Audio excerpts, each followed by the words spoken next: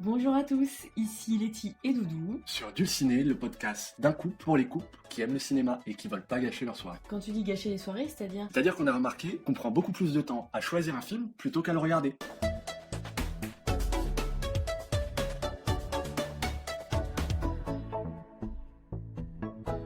Mais vraiment, les films en noir et blanc, j'ai vu que récemment, Tragedy of Macbeth, qui était incroyable. Alors, c'est différent du noir et blanc, c'est pas du du- faux noir et blanc. Mais en même temps, actuellement, c'est C'est noir et blanc. Et oui, c'est que du faux noir et blanc. T'imagines bien qu'il n'y a plus de caméra noir et blanc.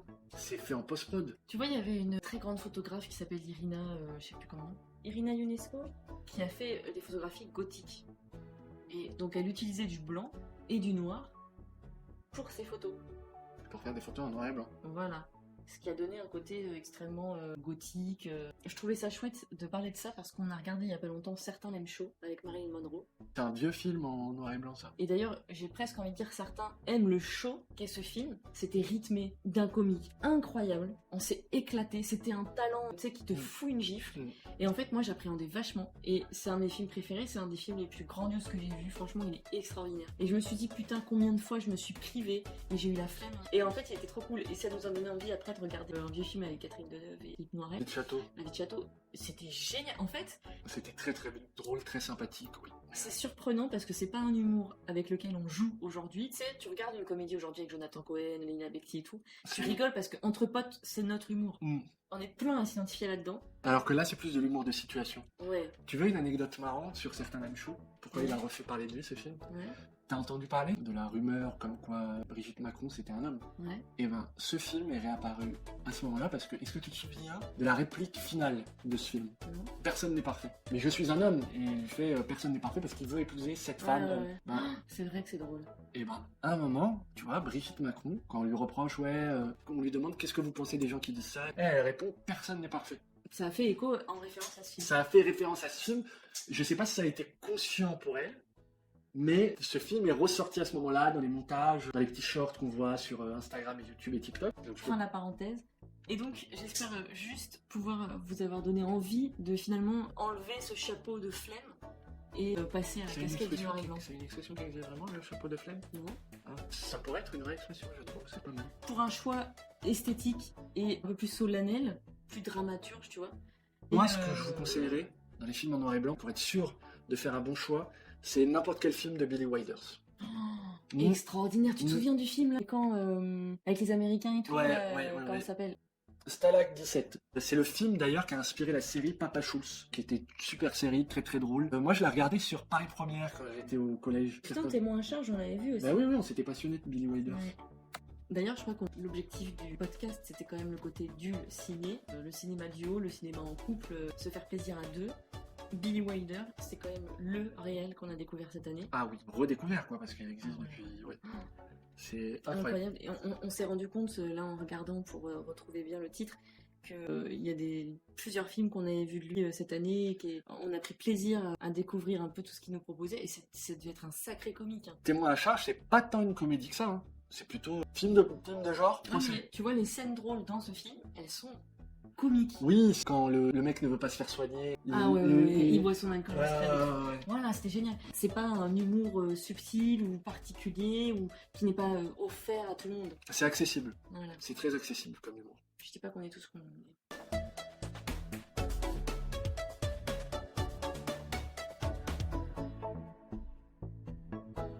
Depuis un certain nombre d'années, je dirais 5-6 ans, depuis Le Caire confidentiel, il y a une vague de films moyen-orientaux qui défilent sur Cannes, qui remportent un certain succès. Peut-être aussi c'est la libération des voix dans ces pays qui fait que ces films commencent à toucher de plus en plus à l'Occident. Ou peut-être aussi qu'il y a un message universel et que, sans vouloir tout occidentaliser, il y a peut-être quelque chose d'universel qui parle à tout le monde, que ça soit la loi de Téhéran, que ça soit Layla et ses frères. En fait, tu vois, quand j'étais à la fac, est arrivé, on était en 2012-2013 par là, et on a beaucoup parlé de la parité homme-femme. Du fait que ça manquait aussi un peu de mixité, il n'y avait pas beaucoup de noirs, dis donc, au cinéma, il n'y avait pas beaucoup d'arabes, dis donc, au cinéma. De par l'écran et à travers l'écran. Et en fait, pile à cette période, il y a eu quand même beaucoup d'études sociologiques qui sont arrivées là-dessus, et je pense que ça a grave ouvert les portes. Le cinéma, dans son... quand il est pas content, il obtient, entre guillemets, justice, On l'avait vu avec Weinstein, et là on l'a un peu vu aussi, je me souviens qu'à cette période, pile au moment où on en parle, donc on arrive pile sur la parité homme-femme, pile sur la mixité sociale, au fait qu'il faut qu'il y ait plus de monde des nouvelles écoles de cinéma avec SAI Institute, etc., qui arrivent sur Paris, notamment, et le cinéma s'importe et s'exporte. Et on arrive à du Leïla et ses frères, à du Papicha. C'est pas moyen-oriental Papicha, c'est pas... On est pas... Si, c'est une Algérienne. C'est pas le Moyen-Orient, l'Algérie. Arrive Papicha, énorme buzz, énorme... Enfin, un truc de fou, puisque c'est une Algérienne qui travaille sur la décennie noire en Algérie, qui est extrêmement tabou. Les Algériens et Algériennes n'en parlent pas entre eux. Et boum, ça fait l'effet d'une bombe. Et ensuite, on arrive sur Leïla et ses frères. Ça n'a rien à voir. Qui a un esthétique ça n'a rien à de voir, fou. vraiment. C'est pas moyen-oriental, Leïla et ses frères? Si, C'est quoi mais t'en parles, toi? Papicha, ce n'est pas moyen-oriental. On s'en fout. Mais c'est non. sur le Maghreb. Mais oui, mais dans ce cas-là, C'est sur l'Orient. Je suis désolée. Non. En Orient, il y a une anthropologie et une manière de filmer qui est propre à cette femme algérienne, qui est propre à cet Égyptien et qui est propre à cet Iranien. C'est comme ça. Ils ont dû apprendre quelque chose sur le documentariste. Ils ont une culture du corps qui est incroyable. Je suis musulman, j'ai un rapport au corps tel qu'il. C'est pas ça. Et donc, je comprends ce que tu... moyen-oriental, je suis désolée, Papicha. Non, dans ton film. Mais non, mais pas du. Eh ben, dans ce cas-là, j'aurais parlé des filles d'Olpha, de désert, de films maghrébins. Eh ben vas-y, parlons-en. Mais c'est pas. Qu'est-ce qui nous empêche de pas le faire? Est-ce qu'on peut dire qu'il y a une accointance entre Le Caire, Tel Aviv, Alger? Est-ce qu'il n'y a pas un petit point commun? Genre, est-ce que c'est pas un peu des cultures similaires? Est-ce que c'est pas hors de l'Europe? Ah, mais dans ce cas-là, on peut parler des films chinois, des films pakistanais, des films. Non, pourquoi non, parce que ça c'est l'Asie. C'est l'Asie. Ouais. Et le Moyen-Orient, il est où? Bah, juste avant. Tu comprends ou pas le truc? C'est que un Algérien, techniquement, culturellement, à part l'islam, au niveau ethnique et au niveau culture, il est aussi éloigné. Écoute, pas enlever la culture et la religion. Je suis désolée. Tout à fait. Voilà. Donc les musulmans du Maghreb, ils ont un lien intrinsèque avec les musulmans du Moyen-Orient. Ce qui découle justement, le rapport au corps, la façon de manière très anthropologique de filmer, c'est des points communs qu'il y a dans... Je suis pas d'accord avec toi sur plusieurs points. Ils n'ont pas la même histoire, donc ils n'ont pas les mêmes cultures et les mêmes raisonnements. C'est comme si tu disais, le cinéma italien, français, espagnol, danois, c'est exactement la même chose, c'est tous des catholiques. Ce n'est pas vrai. Et puis même, dans le cinéma moyen-oriental, tu prends La Loi de Téhéran, Nora, Le Caire confidentiel. C'est même pas les mêmes musulmans. La Loi de Téhéran, Leïla et ses frères, c'est des chiites. Ça n'a rien à voir. Je suis pas d'accord parce que dans ces pays-là, on a été pétris avec ce qu'on appelait les valeurs judéo-chrétiennes, que tu veux l'entendre ou pas. On a toujours dit valeurs judéo-chrétiennes dans le bassin européen. Il y a toute une partie anglo-saxonne, toute une partie méditerranéenne. À partir de là, ça fait déjà un petit éloignement. En revanche, on est dans le même environnement géographique et on a une patte culturelle qui est pareille. Ah bon? Mais bien sûr. Ah bon? Bien sûr. On utilise les mêmes couleurs, on a des luminosités similaires, on est quasiment aux mêmes avancements à la partie industrie, marchande, de l'Angleterre, l'Allemagne, la France et l'Italie. Oui. Mais il n'y a pas que. C'est ce que tu m'as cité. Non, je t'ai cité l'Espagne, je t'ai cité le Danemark, je t'ai cité des pays qui étaient... excuse-moi, mais le Danemark c'est anglo-saxon. D'accord, oui, très bien, et donc tu donnes de l'eau à mon moulin. C'est pas le même peuple. C'est pas parce qu'il y a une religion en commun qu'il y a exactement la même façon de voir les choses. Ils ont pas les mêmes problématiques. Non, parce que là, ok, la religion n'est pas pareille, la culture n'est pas pareille, l'histoire n'est pas pareille, c'est beaucoup trop loin. Mais on est sur un même continent. Et s'il y a eu un même continent, c'est qu'il y a des gens qui ont réfléchi à tout ça. Et le Maghreb et le Moyen-Orient, c'est même pas le même continent, ils sont très très loin. Très très loin, entre l'Iran et l'Algérie. Oui, mais il y a une religion similaire. C'est pas la même, c'est même pas la même, c'est même pas le même islam entre l'Iran et l'Algérie. Et alors? Mais et nous, les catholiques, les protestants, les juifs, voilà, les catholiques et les protestants. C'est exactement le même écart. C'est les mêmes pieds, les mêmes racines. Oui, si on veut. Mais étant donné qu'ils sont pas sur le même territoire... Bon, j'ai une question. Pourquoi est-ce que tu fais une différence? Parce qu'ils ont des problématiques, ils ont des thématiques d'une région à l'autre. Ils connaissent pas le même rapport à la femme, le même rapport à la drogue, le même rapport à la guerre, à l'espionnage. Donc du coup, ça va pas faire des films similaires. Alors, est-ce que c'est une ignorance de ma part et tout ça parce que, excuse-moi, mais quand je vois le rapport au respect de la femme chez les uns et chez les autres, c'est le même. Respect, négatif ou positif, non, parce qu'il y a un respect quand même. À partir du moment où c'est pas exactement le même territoire, ils ont pas les mêmes liaisons aux autres. Moi, je trouve, voilà ma réponse à ta question. Je trouve que la vision du Moyen-Orient et du rapport au corps est similaire à ceux du Maghreb. Est-ce que c'est parce qu'il y a un lien dans le Coran? Est-ce que c'est parce qu'il y a une éducation du regard, il y a une sacralisation du corps et de l'anatomie qui appartient à la religion, par exemple, d'ethnie, de nationalité? Je ne sais pas, mais c'est la même manière de penser l'image. C'est purement anthropologique. Le rapport au sable, le rapport à la nature, à la pierre, à la faïence, au fluide. Alors oui, c'est des pays où il y a le sable. Bien vu. C'est des pays où il y a des déserts. On prend la loi de Téhéran. C'est quoi le thème de la loi de Téhéran? La drogue. Un gros problème avec les opiacés. Pour moi, le thème de la loi de Téhéran, c'est la police iranienne. Entre autres. Peu importe le sujet, c'est pas de la drogue, c'était aussi de la corruption, c'était aussi par rapport au costume. Un uniforme, tout à fait. Pour moi, la loi de Téhéran, c'est le problème des opiacés qui gangrènent ce pays. Parce qu'il se situe pas loin de l'Afghanistan, où il y a beaucoup de trafic d'opium, et ils le font aussi en Iran. C'est un problème de drogue que l'Algérie n'a pas, que la Tunisie n'a pas.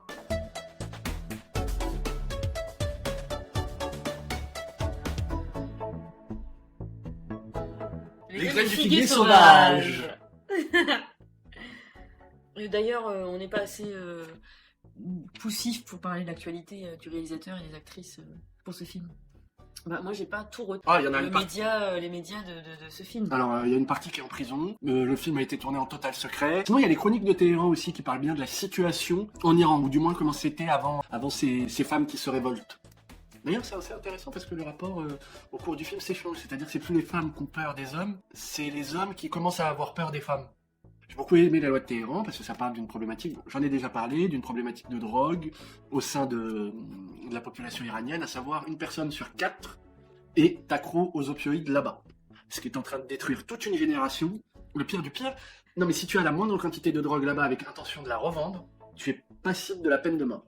Donc ça veut dire que actuellement, il y a beaucoup de gens qui se font tuer là-bas. Et c'est là qu'on voit, en vrai, que c'est un vrai débat sur la peine de mort, parce que il y a la peine de mort, et il y a pourtant un gros problème de trafic de drogue. Et de drogue là-bas, ce qui signifie la peine de mort n'est pas dissuasif. Parce que c'est un argument qu'on retrouve sur les défenseurs de la peine de mort. Ah, si on avait la peine de mort pour ça, il y en aurait moins. Non, ça n'est pas dissuasif. La peine de mort ne dissuade pas. Layla et ses frères. Alors Layla et ses frères, par contre, c'est vrai que toutes les familles moyen-orientales, maghrébines, même méditerranéennes, parce que c'est des sujets que je retrouve aussi chez les Italiens, les Grecs, les Espagnols.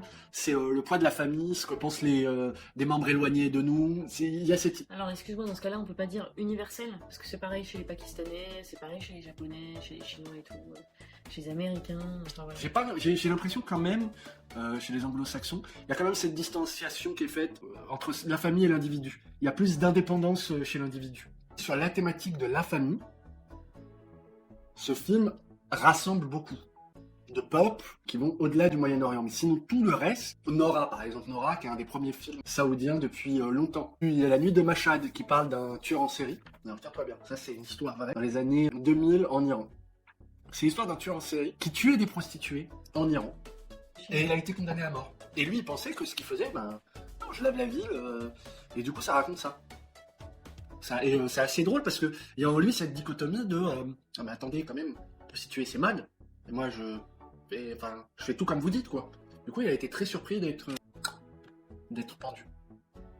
C'est un film assez intéressant, qui est sorti là il y a 2 ans. Parce que tu viens de nous spoiler. Non mais c'est une histoire, c'est une histoire vraie. Non, mais peu importe.